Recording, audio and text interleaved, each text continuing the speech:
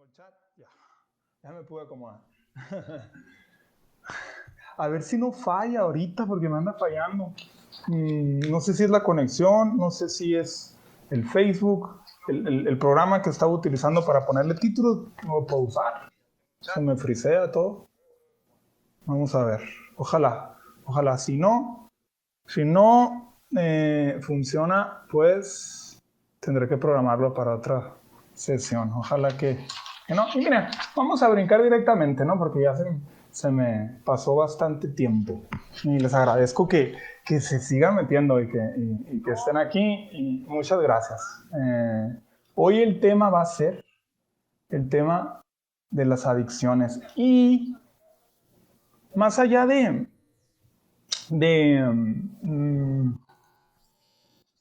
platicar, sí vamos a platicar de cómo se tratan las adicciones, pero mi objetivo con esto es explicar la conducta adicta, ¿no? Explicarla, comprenderla mejor y tal vez darle una opinión distinta a la que tal vez pudieran tener a las personas que se han enfrentado a este problema. Y estamos hablando de adicciones, cualquier tipo de adicción, ¿no? Desde lo más simple, del tabaco, al alcohol, hasta pues, las drogas ilegales más fuertes, la cocaína, el cristal aquí en Hermosillo y todo esto. Quiero yo ofrecerles mi opinión respecto a la situación y otros puntos de vista de cómo se tratan estos casos, para que conozcan bien sus opciones si tienen este problema tan difícil de solucionar. Entonces, con lo primero que vamos a empezar, y que se me hace bien importante, es que vamos a explicar dos modelos teóricos aquí. Uno, que es el modelo de la enfermedad mental, y el otro modelo es el de la conducta aprendida. En este caso, lo que nos referimos es que en el primer modelo, la adicción está causada por una enfermedad mental, una enfermedad de la mente, ¿no? Una enfermedad que no es curable y que se tiene que tratar. Ese es el modelo. Y del otro lado tenemos el modelo de la teoría conductual, que es el modelo que dice que la conducta que tiene esta persona es una conducta que él aprendió, que adquirió con la experiencia, y que si modificas la conducta, pues esta ya no se presenta. Entonces, el primer modelo es el modelo más común que existe, ¿no? Y aquellas personas que van a empezar su camino hacia la recuperación, ¿no? Y que van a ir a empezar a visitar opciones, lo que se van a dar cuenta es que el modelo principal que sostiene la psicología y la psiquiatría es que las personas adictas son personas enfermas, tienen una enfermedad. La noción de que el ser humano sufre una enfermedad mental es muy antigua. Estamos hablando de miles de años antes de Cristo. El ser humano siempre ha tratado de darle una explicación a aquellos problemas de conducta que socialmente no quiere. Al tratar de darle una explicación, ha tratado de atribuirle el ser humano a cuestiones supernaturales o cuestiones físicas o cuestiones psicológicas a estos problemas. Y estamos hablando de que se encuentran los investigadores desde hace mucho de civilizaciones muy antiguas en donde ellos tenían una explicación de los problemas que ellos sufrían de conducta, porque tendríamos que nosotros asumir que esto que llamamos estrés, depresión, la ira, todos estos problemas, pues también lo sufría el hombre primitivo. O sea, lo sufrían hace 1000 años también, hace 2000 años, no más que no se llamaban igual. Se llamaban depresión. Entonces, tú ves antropológicamente cómo el ser humano ha tratado de intervenir, ¿no?, con las personas para arreglar estos problemas. Hay casos en donde civilizaciones podrían pensar que la enfermedad mental estaba causada por espíritus dentro de ellos, dentro de su cabeza, y encuentran fósiles en donde encuentran orificios en el cráneo de las personas, con el propósito de que se salieran estos malos espíritus y así podamos curar, ¿no?, lo que hoy se le puede conocer tal vez epilepsia, o depresión, o tristeza, o un trastorno de ansiedad. Era como trataban de resolverlo. Tenemos la enfermedad de la histeria, otro caso claro de la enfermedad mental.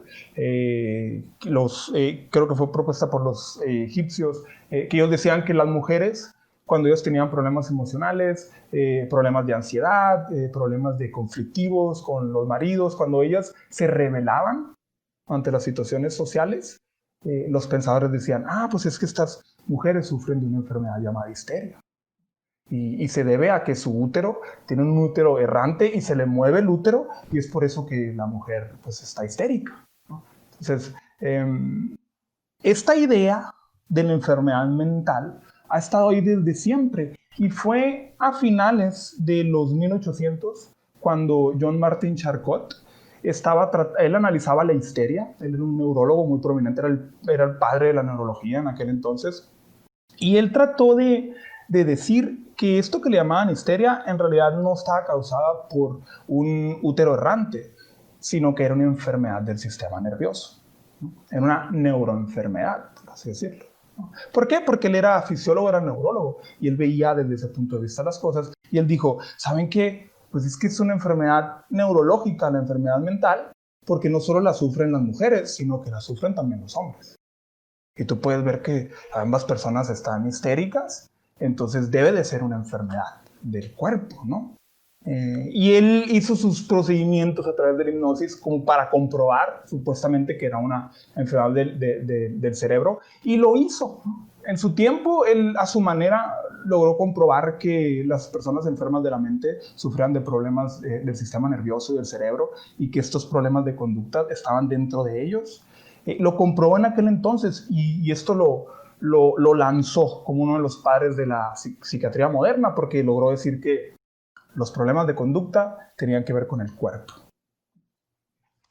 Hoy en día, pues no se reconoce la histeria como una enfermedad. Hoy en día sabemos que la histeria nunca fue una enfermedad del sistema nervioso, a pesar de lo que Charcot pensó en aquel entonces. Sin embargo, la idea que él plantó en la psicología y en la psiquiatría es que, en efecto, si la persona sufre de problemas conductuales, tiene que ver con lo que está dentro, ¿no? Tiene que ver con su máquina, con el sistema nervioso. Y hoy en día se practica esta idea, con el afán de que si encontramos estos defectos en el sistema nervioso, tal vez podemos tratarlos con intervenciones, ¿no? Intervenciones médicas. Y se ha registrado a través de la historia de la psiquiatría una serie de intervenciones médicas que en realidad violentan, que implican explicaciones teóricas y violentan los derechos humanos de las personas. Estamos hablando de que a las personas que se les han catalogado como enfermos mentales los han sometido a sometimientos como las lobotomías, ¿no? El electrochoque, terapias aversivas, ¿no? Para que no se comportaran como no querían que se comportara la sociedad. Y sobre todo, está bien establecido que a las personas enfermas mentales se les introduce en un proceso manicomial.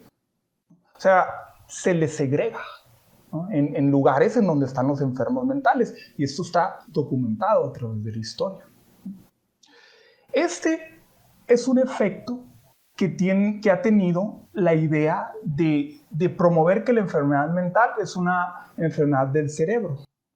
Involuntariamente se fue creando este sistema de intervención, porque la idea de que una persona que sufre una enfermedad mental y que tiene que ver con su cerebro implica que la misma persona no tiene ningún poder sobre estas conductas. Y si es una enfermedad que es peligrosa para él, ¿no? Como pues en aquel entonces fue la histeria, ¿no? Pero pues hoy en día puede ser que sea la depresión, ¿no? Y te dicen, ¿sabes qué? Estás deprimido, es una enfermedad del cerebro, y te puedes suicidar, entonces eres un peligro para ti, ¿no? Incluso si tú te diagnostican con una enfermedad mental como esquizofrenia, porque sufres de psicosis, te pueden decir, es que tú eres un peligro para la sociedad.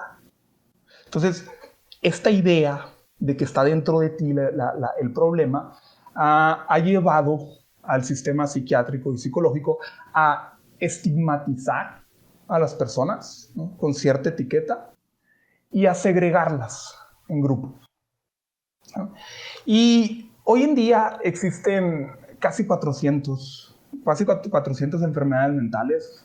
el manual de diagnóstico de enfermedades mentales, tiene 372 trastornos mentales, creo, más los que no están incluidos. Esta idea de la enfermedad mental se ha propagado increíblemente porque si nosotros catalogamos un problema de conducta como una enfermedad, entonces nosotros deberíamos, por responsabilidad, tratar a estas personas. Entonces, ha sido como una herramienta para ir clasificando las conductas y tratarlas.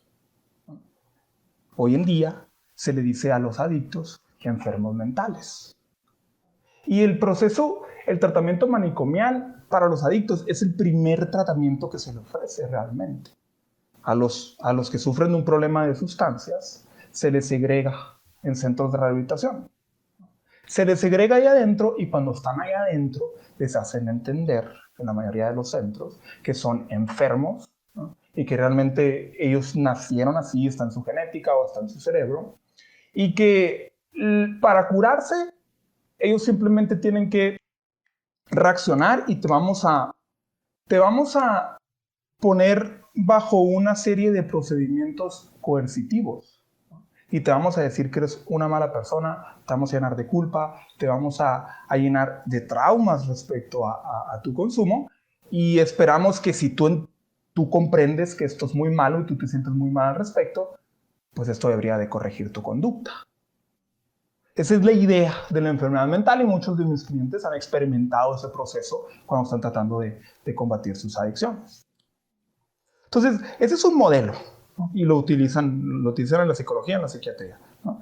Y del otro lado tenemos el modelo conductual, en el que dice que las conductas del ser humano están determinadas por su contexto y que él va aprendiendo a través de las experiencias que tiene en su contexto y cómo maneja las situaciones, va aprendiendo a comportarse.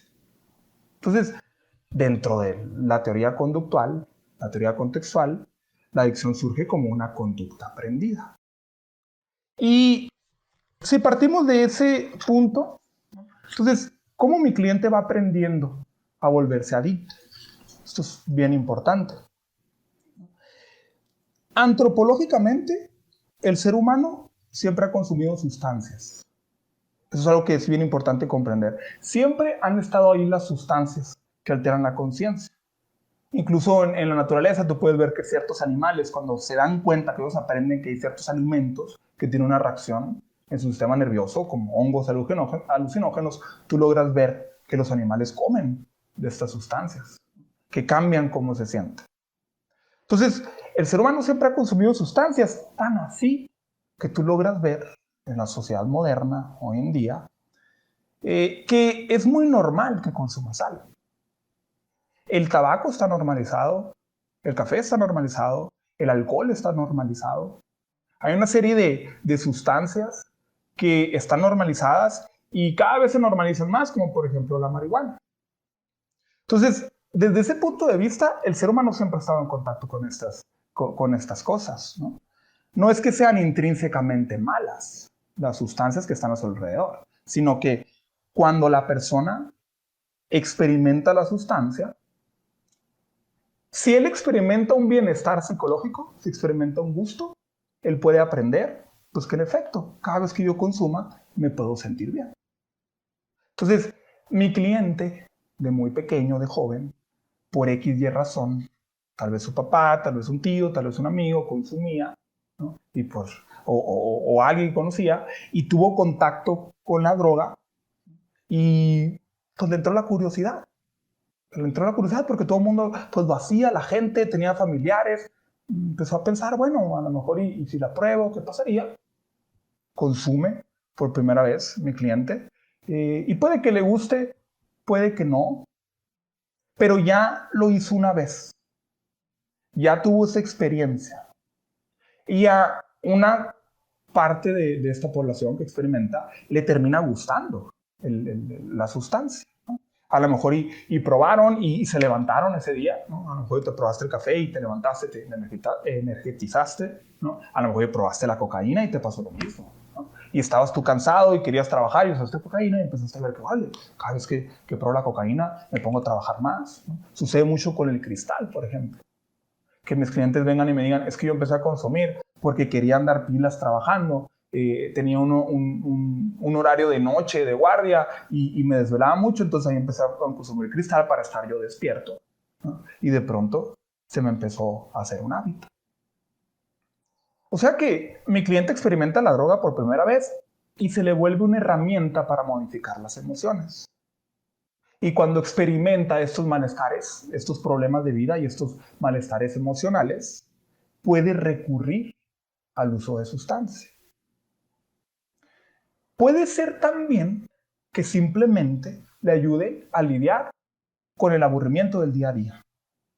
Tal vez el fin de semana llega y se quiere hacer sus cervezas porque anduvo tenso y quiere divertirse. Es algo que puede hacer.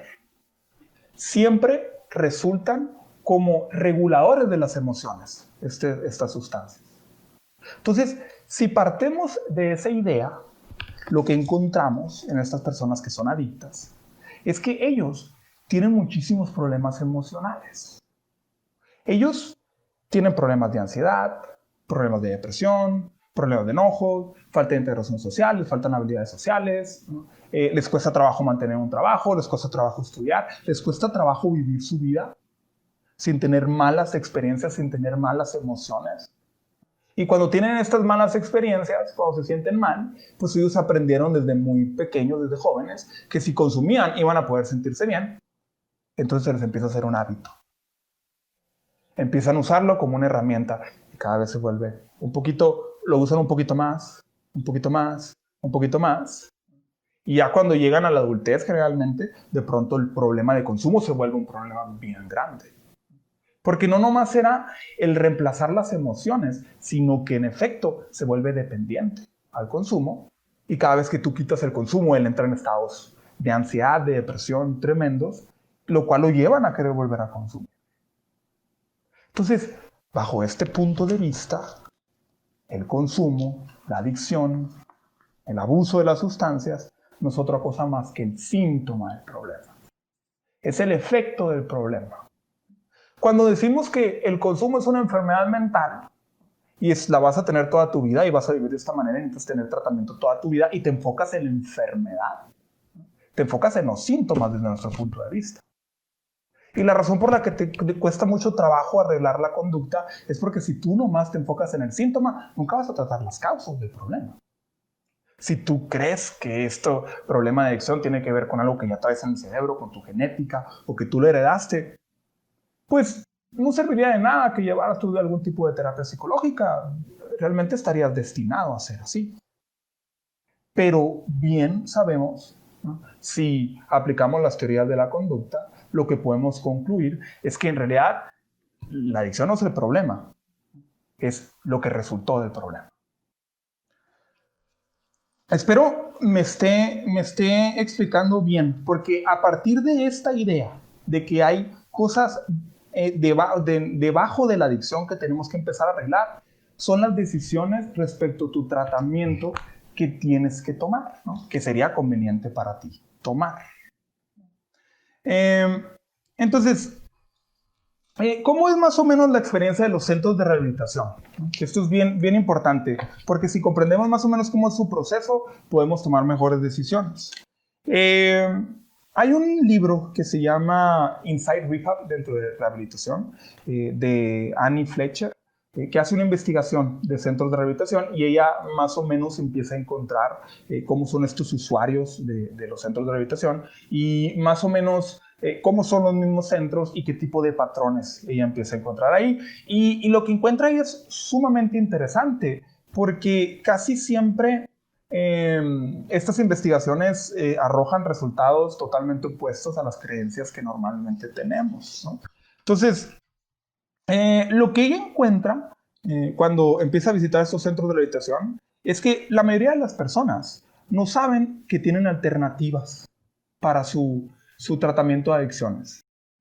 Ellos no saben que en realidad existe todo un mercado de diferentes soluciones para darle solución a este problema que tienen, y ellos simplemente escogen el centro por el que sea más conveniente, ¿no? El que esté más cerca, el que sea más económico, el que tal vez les recomendaron por ahí o vieron una página y resultó ser bastante llamativa. Y ellos, en su desesperación, por sentirse tan presionados, tan angustiados, pues dicen sí al tratamiento. Pero lo que en realidad encuentra Annie Fletcher cuando entrevista a estas personas y le dice, es que, y les cuenta su experiencia y ellos se dan cuenta después que, oye, en realidad yo tenía 10, 20 alternativas distintas a la de este centro de rehabilitación y como yo no sabía, pues me expuse a un centro donde no me funcionó, en donde tal vez utilizaron algún tipo de terapia que no le resultó a él, ¿no? Personalmente.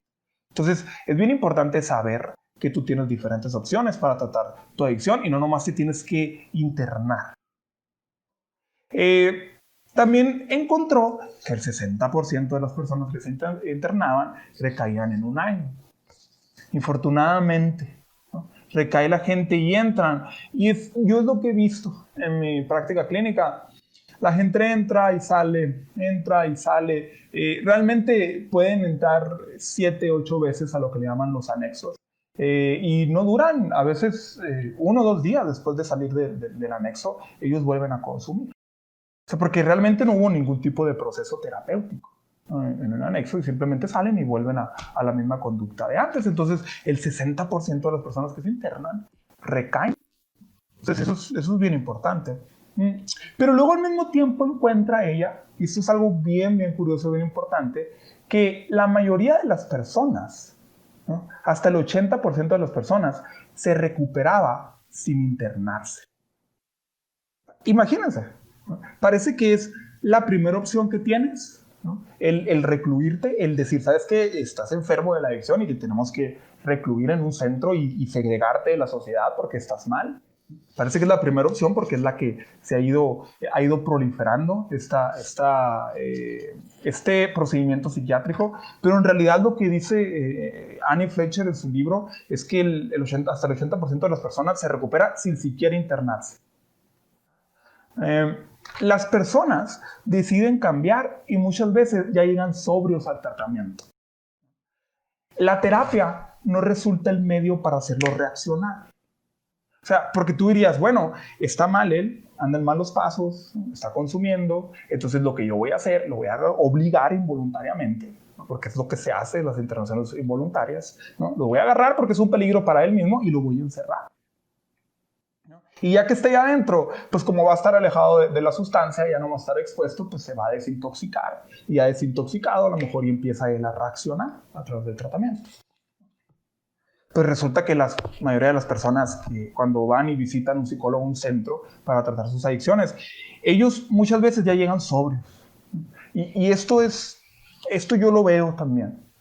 Fue una decisión consciente de ellos determinar el dejar de consumir, pero la razón por la que se internan o van con un psicólogo es porque necesitan ayuda con el proceso.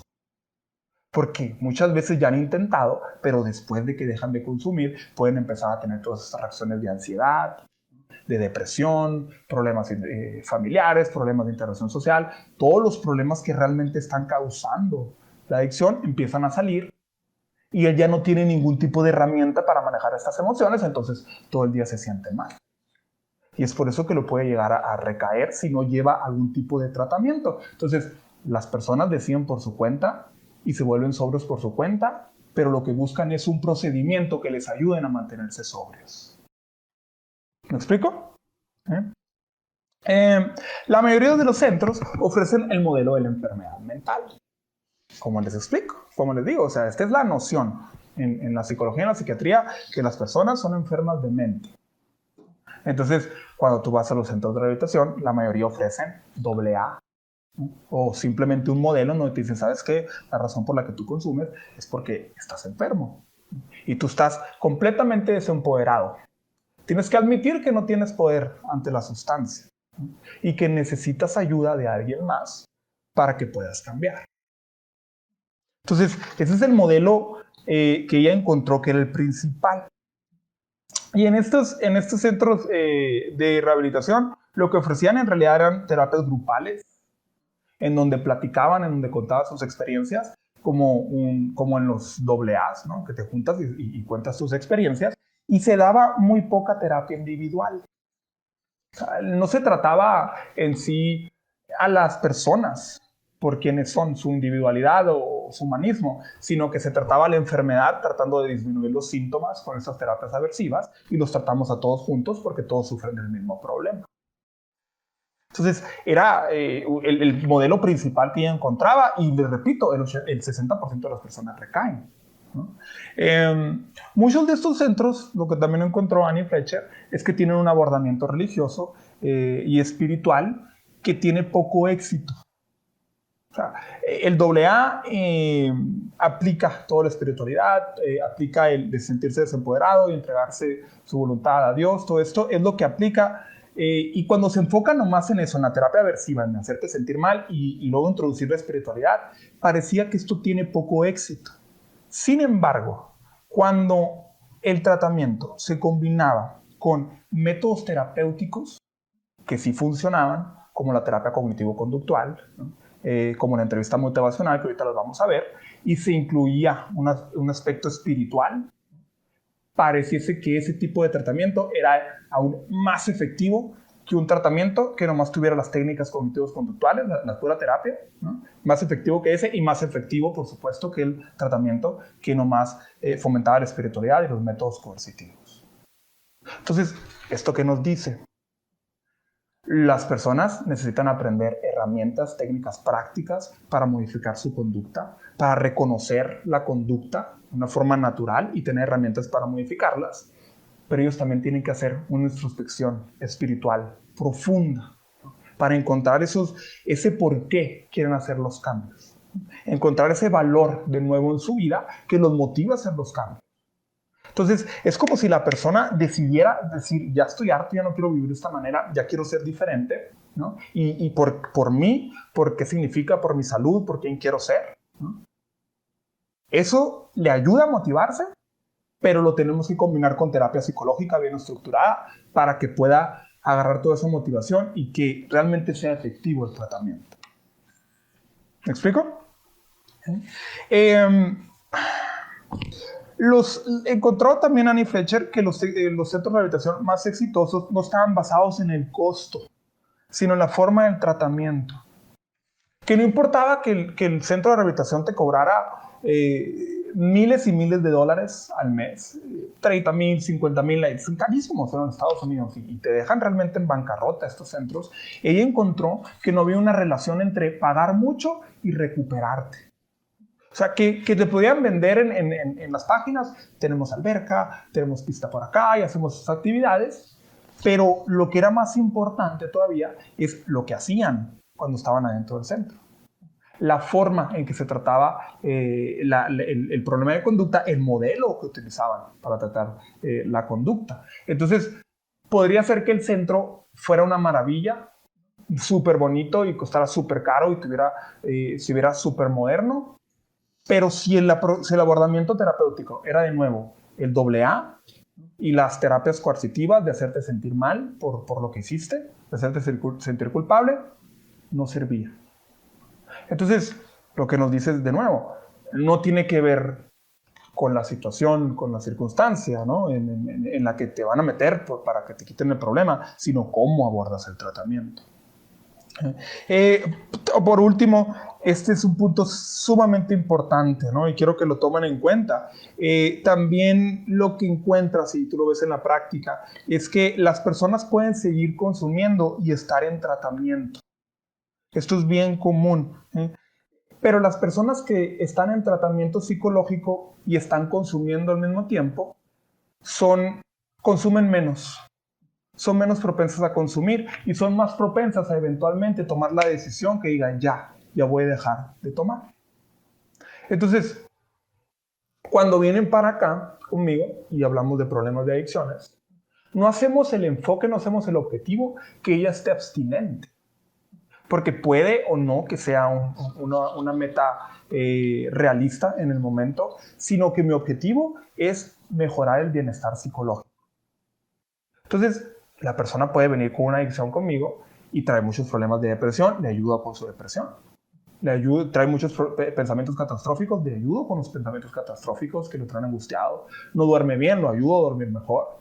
Tiene problemas con la familia, le ayudo a resolver los problemas de la familia. No encuentra trabajo, le ayudo a conseguir trabajo, que consiga trabajo, que se ponga a estudiar, que rehaga su vida, que empiece a encontrar de nuevo valor en su vida y aprenda él a sentirse bien. Y esto, lo que está comprobado, es que hace más y más propenso al cliente a consumir menos y a eventualmente dejarlo.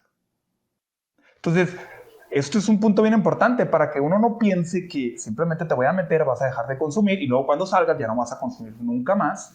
Esto no es lo que sucede en la realidad práctica. Las personas vuelven a consumir, entonces no nos enfoquemos de nuevo en el consumo, que es un síntoma, enfoquémonos en mejorar el bienestar psicológico de la persona. Encontró también Annie Fletcher que los adolescentes, y esto es común, los adolescentes, los papás de los adolescentes, cuando tenían un problema de adicción, casi nunca querían internarlos. O sea, es la alternativa que les ofrecían, pero muchos de los papás se preocupaban por internar a sus hijos con adultos de 40, 50 años con problemas serios de adicciones, divorciados. En este caso aquí hay problemas de cristal y el chico anda fumando marihuana o anda tomando mucho y los papás se preocupan y dicen, es que, ¿qué voy a hacer? Lo voy a meter en este centro y va a estar rodeado de todas estas personas, no sé qué va a pasar con él. Entonces, esa es la preocupación principal que tienen los papás y resulta también pues en su investigación que los adolescentes casi nunca necesitaban internarse. Casi nunca, era muy raro que un chico que haya superado las adicciones haya sido internado, porque los papás optaban por no hacerlo. Entonces, lo que funciona con los adolescentes es igual la terapia individual, la terapia psicológica como la terapia cognitivo-conductual y también un excelente abordamiento es la terapia familiar. Porque como la familia sufre por estos problemas que tiene el chico, lo quieren internar y se empiezan a hacer estos conflictos adentro de la familia bien severos. Se empieza a ver esta lucha de poder, de que sí o no, eres drogadicto, le puede decir, los empiezan a estigmatizar dentro de la misma familia. Y el adicto empieza a segregarse. Empieza a hablarle menos a la mamá, a los papás, a sus hermanos, empieza a juntarse más con otras personas, se empieza a meter más en su cuarto, él solo, en su mundo, ¿no? Consume por su cuenta y empieza a desarrollar más problemas psicológicos. No quiere sentirse segregado de la familia. Entonces, resulta que muchos de los adolescentes, pues les beneficia mucho más el reintegrarlos a la familia, el reintegrarlos a la comunidad y enseñarles a manejar sus emociones y técnicas de autocontrol para que poco a poco vayan dejando de consumir o en efecto dejen de consumir y ellos puedan mantenerse sobrios. ¿Sí me explico a lo que voy? Los adolescentes no son pequeños adultos. Entonces, no tienes por qué encerrarlos con adultos 45 años, con problemas bien severos de alcoholismo, de violencia intrafamiliar, que no tiene nada que ver con la personalidad de tu hijo adolescente. Lo estás exponiendo a que él vea todo lo negativo, ¿no? O sea, todo ese sufrimiento, a que vayan y se sienten y platiquen de lo malos que son por consumir y todos los daños y simplemente estar en estos procesos donde dañan su autoestima completamente. Y está también identificado que los chicos cuando están adolescentes entran a AA, que es la idea de hacerlos sentir mal, hacerlos sentir enfermos. Estos chicos pueden desarrollar una desesperanza tremenda hacia el futuro. Porque pues tienen 16, 17 años y ya tienen que vivir adictos toda su vida. A muchos les causa mucho ruido. Entonces resulta que el modelo de la adicción como una conducta aprendida que tiene sus causas, que no son nomás la adicción, le resulta más beneficioso porque los vuelves a empoderar a estos chicos y pueden seguir adelante, vivir su vida y dejar esta etapa atrás. ¿Me estoy explicando a lo que voy? Entonces, espero esté siendo claro. Vamos a hablar ahora de qué sirve y qué no sirve, ¿no? Qué tipo de terapias, ¿no? Bueno, ya está, es lo que estamos viendo, pero voy a explicar un poquito mejor las terapias. Se encuentra que el sermonear a las personas que sufren de una adicción no funciona. El sentarlos y decirles, mira, mijo, te vas a morir y todo lo que estás haciendo y está muy mal, y de nuevo hacerlos sentir mal, y sermonearlos y decirles, parece ser que no funciona esta estrategia, que no disminuye las posibilidades de consumo, solo aumenta los malestares psicológicos que puede tener respecto a su conducta, ¿no? Si se fijan, por ejemplo, tenemos las cajetillas de tabaco donde sale un niño, un feto, ¿no? Prematuro o contiene veneno para rata. Nadie deja de fumar por eso, pues, realmente. Nadie vio el paquete y dijo, ay, ¿sabes qué? No sabía que tenía veneno para rata, voy a dejar de fumar, ya no voy a hacer. No funciona así. Tienen que tomar una decisión las personas, ellos, conscientemente, para que este tipo de mensajes tenga algún efecto sobre ellos. Entonces, sermonear no parece funcionar.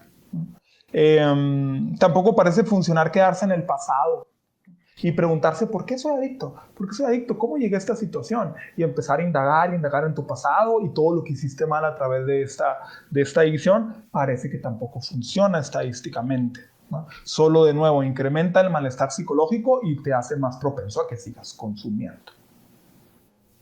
Entonces, ¿qué sí se ha comprobado?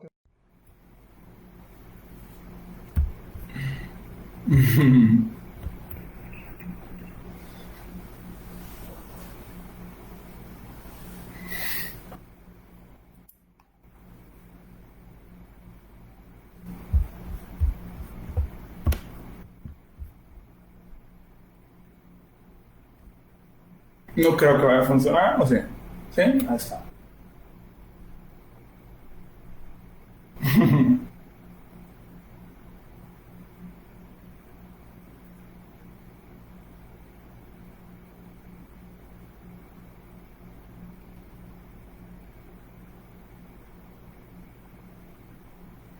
A ver, lo voy a terminar al menos el video, ¿no? Les agradezco a los que se vuelven a conectar. Eh, no sé si es Facebook, es mi conexión. Yo siento que es Facebook lo que me está fallando.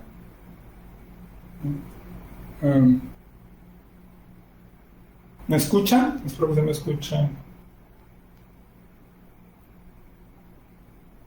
A ver.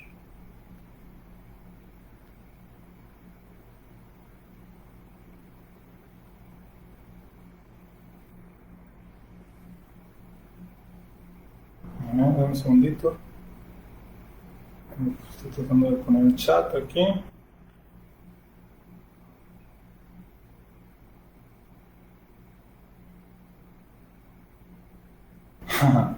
Un saludo, Tere. Bueno, y Verónica, ahorita mencionaste, Verónica, que te gustaba mucho cómo trataba los casos. Te lo agradezco el comentario. Entonces, creo que, pues bueno, lo voy a terminar al menos el video para que quede arriba. Afortunadamente, con las fallas técnicas, pues la gente se va, lo entiendo perfectamente, ¿no? Pero va a quedar arriba el video, al menos. ¿Se escucha? ¿Se escucha bien? Ok. Es que yo no lo veo aquí, como está teniendo fallas.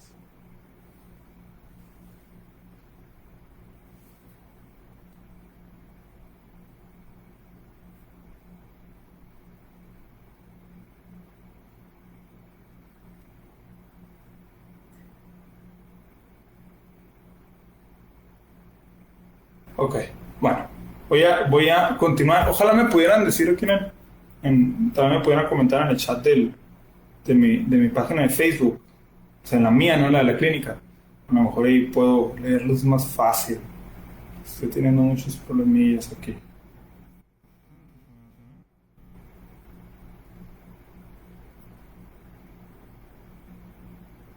Sí, ok, bueno. Entonces, bueno, ¿qué sí funciona? ¿Qué sí funciona? La terapia motivacional es una de las terapias que parece que funcionan para los problemas de adicciones. La terapia motivacional consiste en... La idea de la terapia motivacional es que las personas están generalmente listas para hacer los cambios, pero ellos viven en una ambivalencia de cuándo empezar a hacer lo que quieren cambiar, ¿no?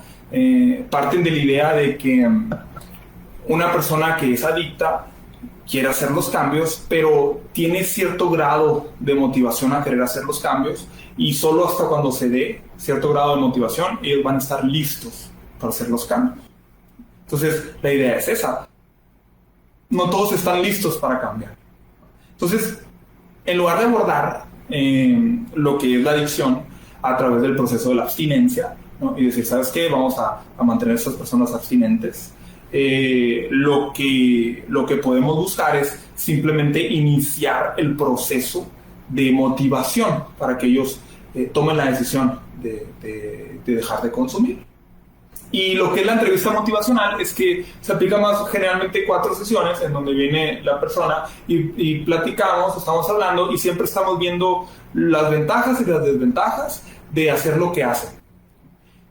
Ventajas y desventajas de hacer lo que hace y ventajas y desventajas de dejar de hacerlo y hacer otra cosa. Estamos platicando durante la entrevista, durante las sesiones, cuáles son los beneficios de dejar de consumir. Y vamos nosotros trabajando en ciertas dinámicas, tratando de concientizarlo para que él vaya poquito a poquito queriendo tomar la decisión de hacer el cambio, mientras por otra parte estamos trabajando en su bienestar psicológico, en que no tenga ansiedad, que no tenga depresión, que se integre bien, que tenga amigos, que tenga trabajo, todo esto, mientras vamos motivándolo a que haga el cambio. Entonces, la entrevista motivacional parece que funciona y es una buena percepción, es una buena metodología en el sentido de que te explica más o menos cómo realmente cambia una persona que tiene un problema como este de la adicción. O sea, no siempre está listo. Entonces, tú no puedes esperar nomás involuntariamente, ¿no? Quitarle el derecho a vivir su vida en sociedad, quitárselo y luego meterlo en un centro y que los demás hagan lo que quieran con él, con una consigna de que es lo mejor para él, y simplemente con el hecho de que lo forzamos a que cambie, pues se supone que esto va a elicitar la motivación, pero no es cierto. Entonces, en lugar de enfocarnos en simplemente tienes que estar abstinente, llevamos un proceso en donde eventualmente ellos mismos van a tomar la decisión de hacerlo y trabajamos en el bienestar psicológico para reducir los riesgos en todo momento. Entonces, eso es algo que funciona, y otra cosa que funciona, por supuesto, es la terapia que yo manejo, es la terapia cognitivo-conductual. La terapia cognitivo-conductual son una serie de herramientas basadas en las teorías del aprendizaje que tienen el propósito de modificar una conducta no deseada. La terapia cognitivo-conductual intenta analizar lo que piensa la persona y las acciones que ellos hacen en determinado contexto que los llevan a hacer esta conducta no deseada. Y les enseñamos herramientas para pensar diferente y comportarse diferente. Entonces, les voy a decir más o menos ciertas estrategias que pueden utilizar, que se utilizan en el abordamiento de las adicciones. Primero que nada, establecemos un buen objetivo sobre un objetivo individual que tenga que ver con la circunstancia de la persona. Puede ser que la persona quiera estar abstinente y adelante. Si eso ya lo decidió, lo que quiere llevar a cabo, así lo vamos a mantener, ¿no? Pero puede ser que venga también una persona y diga, ¿sabes qué? Tengo un problema con el alcohol, en ciertas situaciones tomo mucho, pero no me gustaría estar abstinente por completo. A mí me gustaría aprender a tomar en moderación. Ok, eso también es una buena meta. Nosotros, al menos desde mi punto de vista, lo que yo hago es que yo establezco metas basadas en reducir el daño que causa consumir, el daño y el riesgo. Entonces, la abstinencia no es mi objetivo, sino que la persona no abuse de la sustancia. Ese es el objetivo, que no abuse de la sustancia.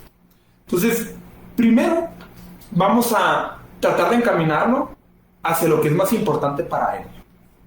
Porque tenemos que crear una estructura de vida, tenemos que cultivar esos valores importantes para él que lo hagan sentir bien, y él tiene que tener de alguna manera algo que perder si vuelve a consumir. Porque pues muchas veces simplemente están en el círculo vicioso en ese periodo de su vida, y ellos pues no tienen nada que ganar ni nada que perder, ellos simplemente están en automático consumiendo. Ya perdieron el trabajo, pues que se puede poner peor, no terminaron la escuela, pues que puede estar peor, está desintegrada su familia, lo han segregado, lo han estigmatizado por ser adicto, ya no puede hablar con ellos y que se peleen, pues ¿qué le queda? No le queda nada, sigue consumiendo para sentirse bien. Entonces, nosotros tenemos que crear una mejor estructura de vida, ¿no? Buscamos que se consiga un trabajo, que sea productivo, que termine la escuela, que tenga metas, mejorar las relaciones familiares, ¿no? Que tenga diferentes círculos sociales, que maneje su ansiedad, que maneje su depresión, todo esto. Empezamos a reemplazar las conductas de consumo por otras más funcionales. O sea que mi cliente me va a decir, ¿sabes qué? Cuando me levanto es cuando yo me echo mi primer cigarro a esta hora, ¿no? Antes de ponerme a hacer el desayuno me salgo y me echo mi primer cigarro y es el primero y ya empiezo y luego a las 2 horas me echo otro, luego a las 2 horas otro y así se va. Entonces lo que buscamos es reemplazar esos momentos en donde él consume, reemplazarlos con otra conducta. Entonces hacemos un análisis de todas las circunstancias en donde él consume y yo le enseño otra herramienta, otra cosa que hacer. Se puede levantar mi cliente en lugar de salir inmediatamente a fumar al patio. Lo que puede hacer es practicar una técnica de relajación, ¿no?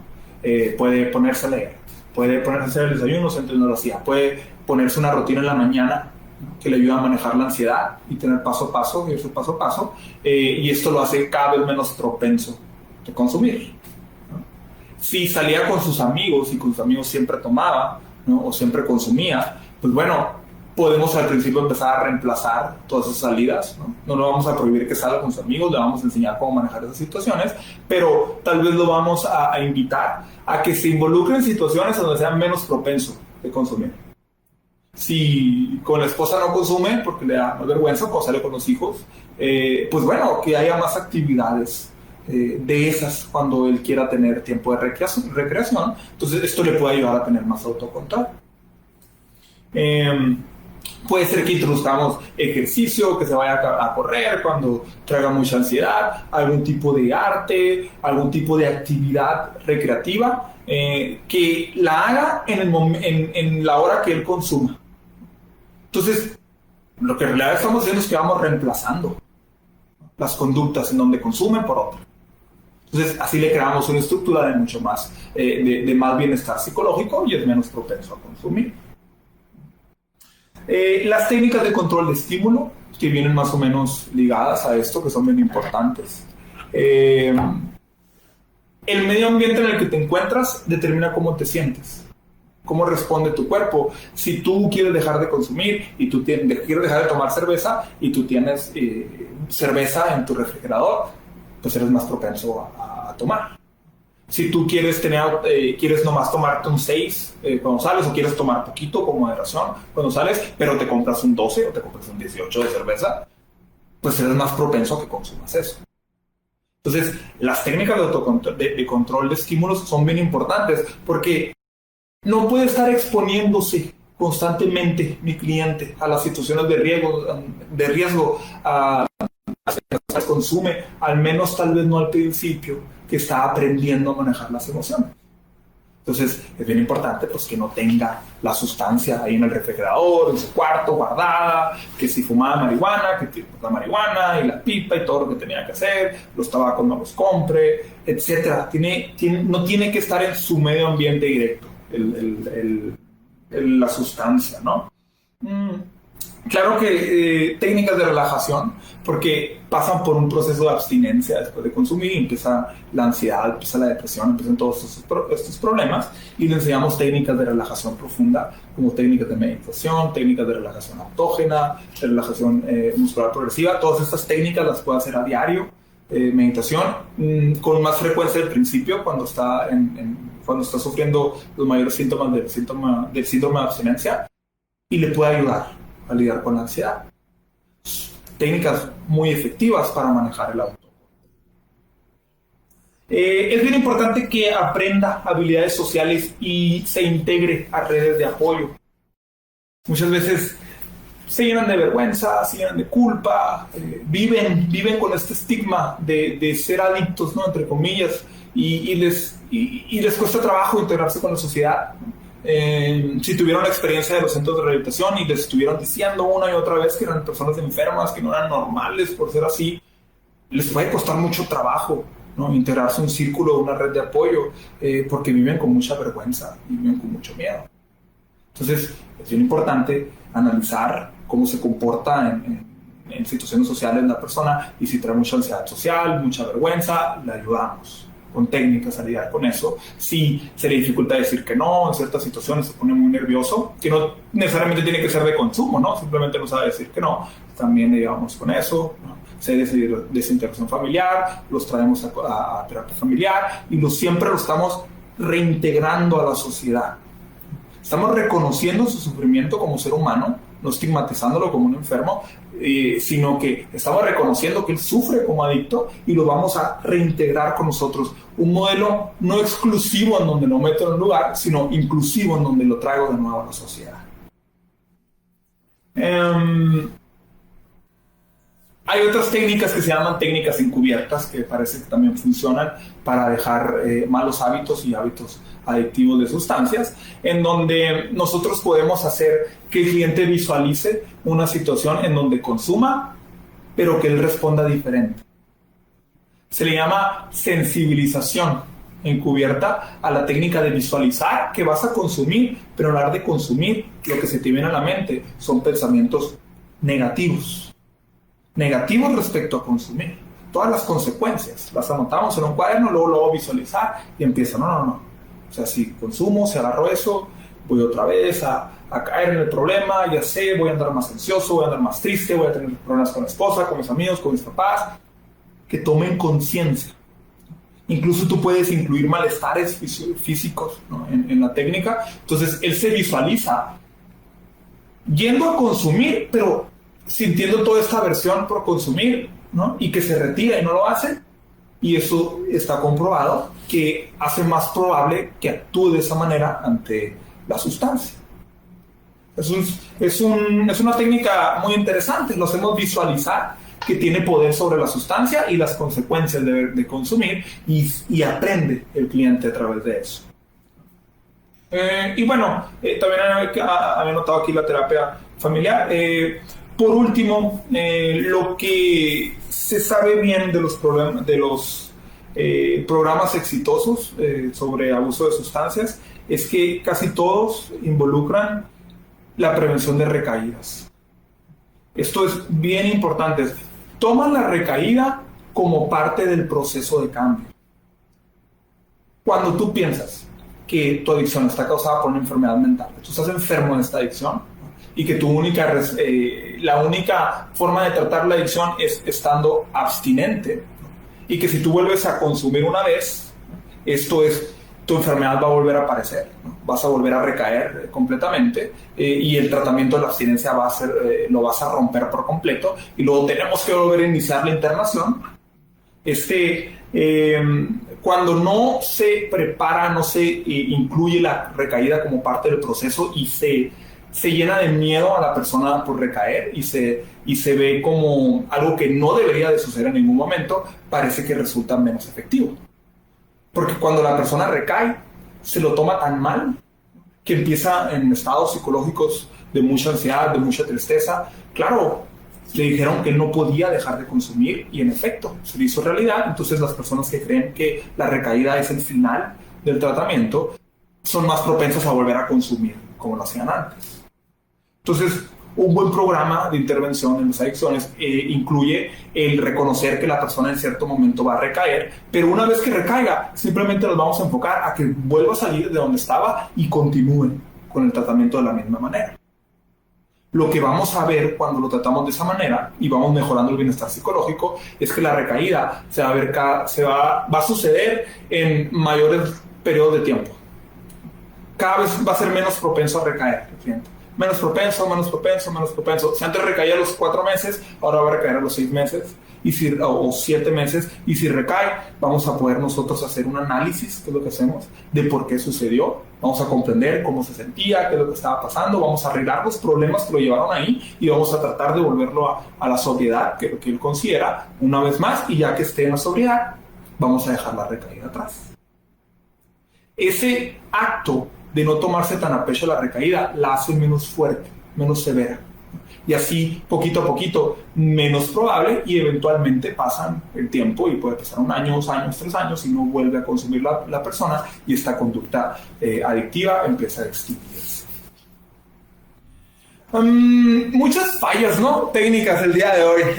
No pude tal vez agarrar como que un buen hilo en el tema. Siento que se me pasaron ciertas cositas, etcétera. Pero era más o menos mi propósito con este tema. Porque yo creo que lo más importante de las adicciones es que al adicto se le ha considerado un enfermo por la sociedad.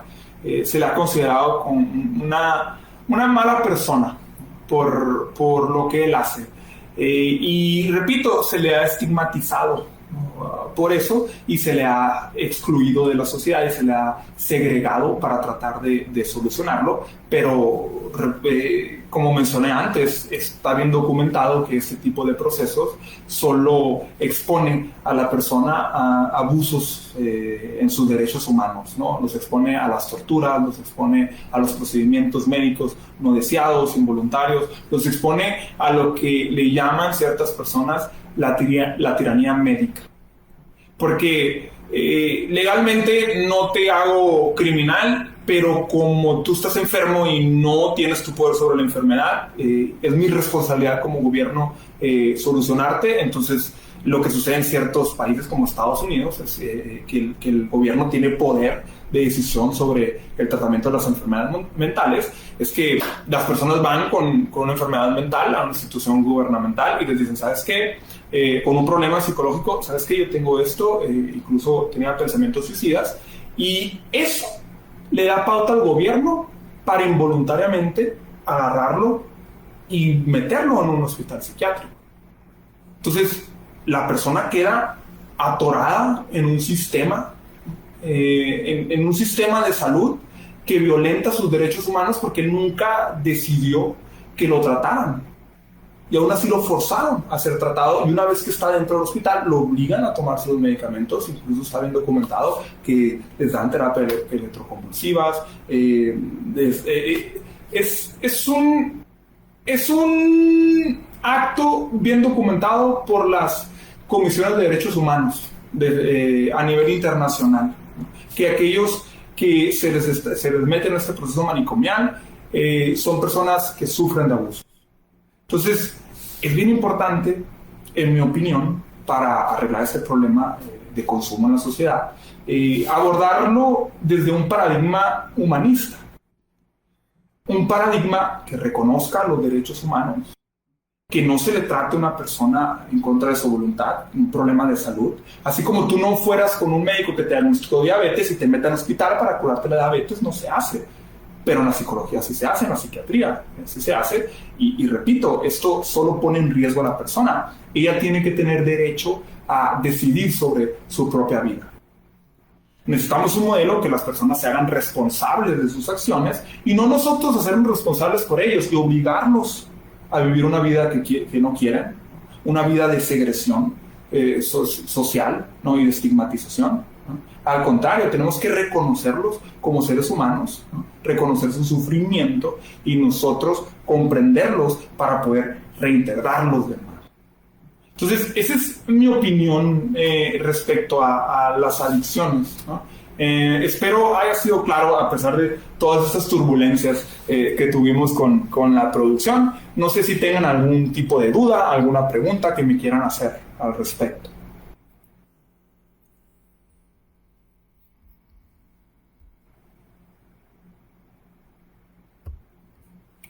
Bueno.